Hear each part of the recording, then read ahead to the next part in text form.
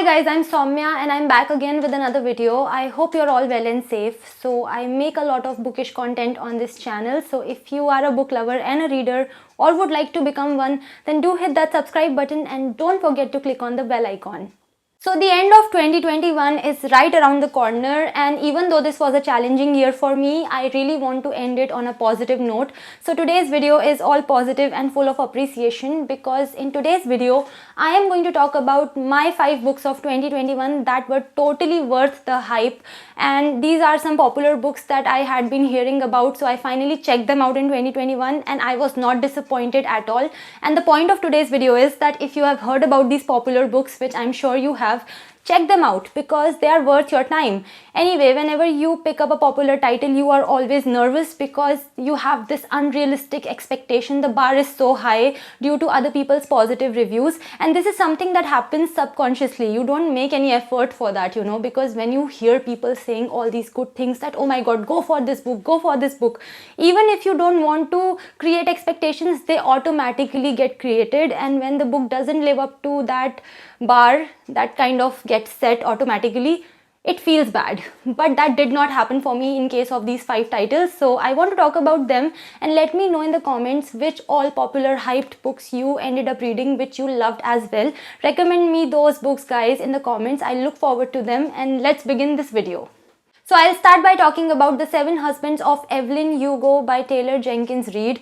So this one is a total page turner and a book worthy of being read in a single sitting if your time permits you. So this is a story about Evelyn Hugo, an aging Hollywood actress who, despite her age, is still popular and news about her still grabs eyeballs, and she's still very relevant. So Evelyn Hugo decides that it's finally time for her to talk about her life through a biography, and for this purpose she chooses an obscure journalist named Monique Grant. Everybody is shocked, including Monique herself, because she's not that famous, and Evelyn has her own reasons for choosing her, and these reasons get revealed later in the story. The great thing about this book is that despite the fact that Evelyn is the main character in this book, it's not like that she has been shown as this perfect human being. In fact, you get to read the good, bad, the ugly of her life, and she is a flawed character, and Monique's story is an interesting addition to this book as well. This book has a lot of themes. It talks about love, friendship. It also has the theme of LGBT, and this book is a total page turner. It's engaging right from the start, and this book literally sinks its teeth inside you and it keeps you hooked. So the only reason for you to not check this book out is if you don't want to read good books. But if you are into reading good books, then this is a book that you should not miss out on at all. The next book is Convenience Store Woman by Sayaka Murata. So this book had been on my TBR since 2017. So when I finally finished it in 2021, it felt like a personal victory. I'm not even kidding. So Convenience Store Woman is a story of a 36-year-old Keiko Furukura who works in a convenience store. So she had joined at the age of 18, but she just never left.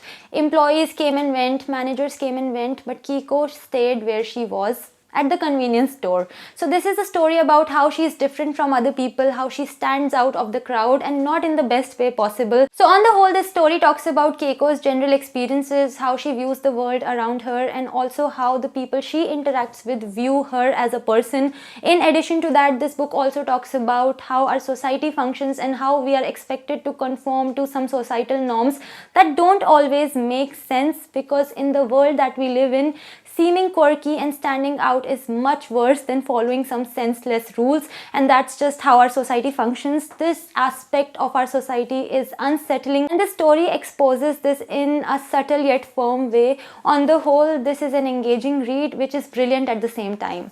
The next one is The Secret History by Donna Tartt. Now this is one of those popular books that I was so unsure about. I was literally pessimistic about this book. I was not sure if I was going to like it because this book just didn't give me that vibe, but I'm so happy that I was completely wrong. Do not judge a book by its cover, guys. So this story has been narrated by Richard Papin, who joins the Hampden College, and there he comes across these 5 students who seem mysterious and snobbish at the same time. So they study ancient Greek, and despite the fact that they're aloof, Richard ends up becoming a part of their group shortly. And the genre of this book is murder mystery thriller, and this does not progress like a typical murder mystery thriller because, for one, it moves at a slow pace. That is like completely something that you don't expect from a book of this genre. Anyway, this book opens with a murder, and as the story progresses, the reader finds out how that murder actually came about. So that's how this book is, and there are some rather interesting and shocking things that you come across in this book. Despite the fact that this book is slow, it still is the kind of experience that you do end up savoring. The overall vibe of the book is very grim, gloomy and glum, and as a result of that, this book is a perfect winter read. The next book is It Ends With Us by Colleen Hoover. So the genre of this book is romance, and for me personally it was rather interesting because it had been a hot minute since I had gotten into a title that was predominantly romance up until I checked out It Ends With Us. I had to go for this book because so many people just keep talking about it. Anyway, so this is a story of Lily Bloom, who lives in Boston, and she has her own business of selling flowers. And Lily meets Ryle, who is a neurosurgeon, and he's very handsome and charming, but he does not believe in dating, and Lily is somebody who wants something substantial. So Ryle ends up liking Lily so much that she becomes an exception to his no dating rule, and their relationship starts. But everything gets complicated when Lily's first love, Atlas Corrigan, shows up in her life. When Lily was 15, she had helped Atlas because he had been homeless at that time, and they had fallen in love. So his arrival makes everything complicated for Lily's relationship. So on one hand, this is this mushy romance story that makes you smile, but on the other hand, it also deals with a rather serious and a sensitive topic of domestic violence. So you swing between smiling like an idiot to getting triggered because of the domestic violence aspect of the book. On the whole, this is a story that makes you cry. This is definitely a book that is cry worthy, and it's a book that's going to keep you engaged till the end. And overall, this is just a very beautiful story.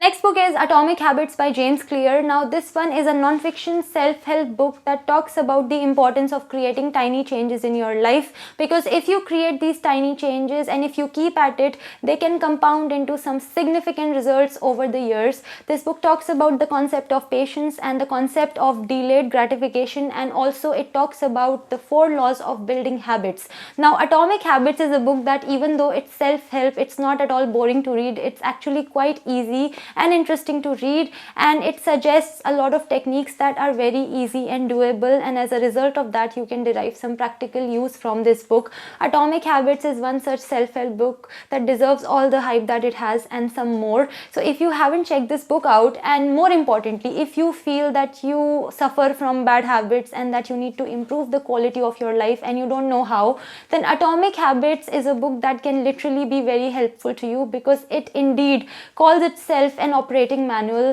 in terms of building good habits. So I totally love these books, and I recommend that you check them out if you haven't already, because that's the point of being a reader, to read good books and enjoy this journey. Thank you for watching this video. If you want to connect with me on my social media, the links are in the description. I will see you in my next video. Till then, bye bye, take care and stay safe.